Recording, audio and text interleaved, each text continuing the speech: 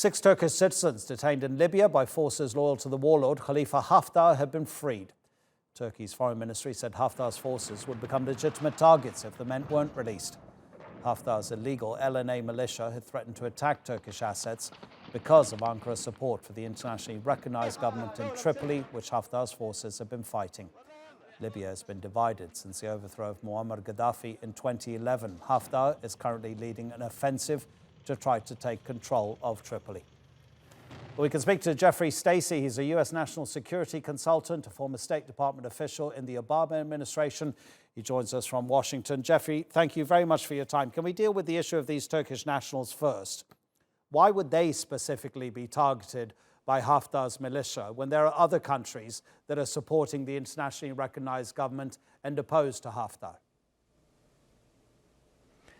I think because of the recent loss for Haftar's LNA of the key forward base south of Tripoli that happened just a few days ago, Haftar and his forces primarily blame the Turkish support to the Sarraj UN-backed government of Libya and their united forces for being decisive in this attack.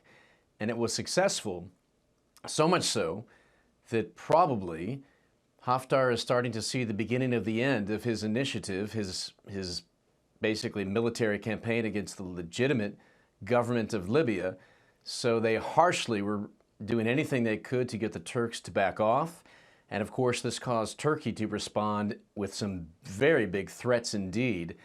And that probably caused Haftar to agree to allow them to be released. That's very interesting. Do you think if there is an escalation from the Turkish side on behalf of the internationally recognized government of Sarraj and Tripoli, that would hasten Haftar's end even more quickly than you're suggesting? It certainly would, and the only question would be, would this cause Egypt and Saudi Arabia, UAE, and France to redouble their efforts supporting Haftar? We all expected when he attacked Tripoli initially with far more international support, it seemed, than the Sarraj government had between the UN, Italy, and Turkey. And fortunately, we have seen Haftar not be successful, so much so that the Russians now are suggesting that Sarraj's mentioning just recently again of getting the UN peace process started, that they would be interested in taking part. And of course, Haftar will not be included, more than likely, in any process that would go forward from here because he squandered all legitimacy with war crimes and obviously all these battlefield deaths. It's quite something. How much do you think the mess in Libya is the fault of the international community, Jeffrey? Quite a bit. I particularly blame the Europeans, the Americans, and the Western Alliance. Basically, the UN included, although they get a lot of credit for having done so much work the last 2 years to get the peace process moving forward. Of course, Haftar intervened to prevent the big UN conference that was scheduled.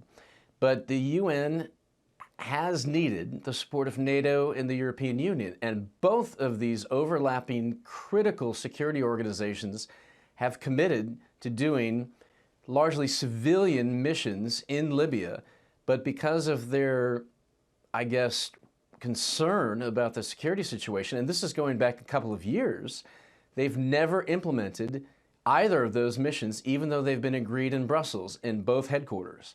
Now that and the lack of any U.S.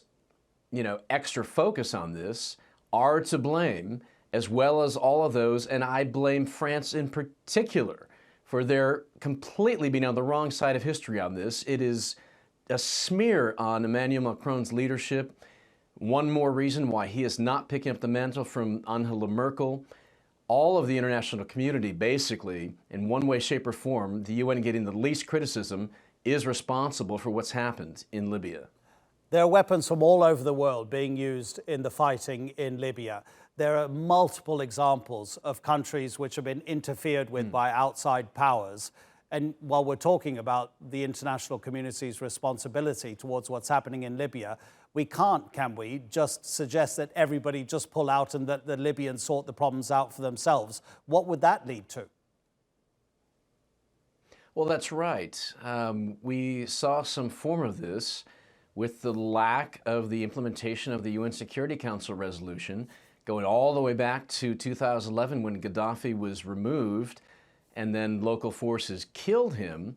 I was in the State Department at the time. This was under the Obama administration, and we were all meant to follow on that military operation that was successful and prevented a slaughter with a post-conflict civilian intervention. And basically, the private stuff that was communicated at the time with allies never has really fully gotten into the public sphere.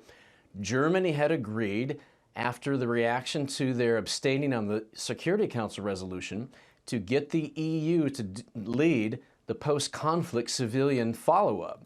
Now, had they done that, and they agreed to pay for it as well, had the EU gotten consensus, which failed at the time, and that had gone into place, it took 2 more years for the situation to slide into this low-grade civil war, and then miraculously, against the odds, the UN began to put the pieces back together. That entire time, Haftar, with the backing of those we've already named, principally UAE, Saudi, Egypt, France, Russia, began his campaign. It was slowly rolling towards Tripoli, and finally the two collided, and we have the conflict now before us.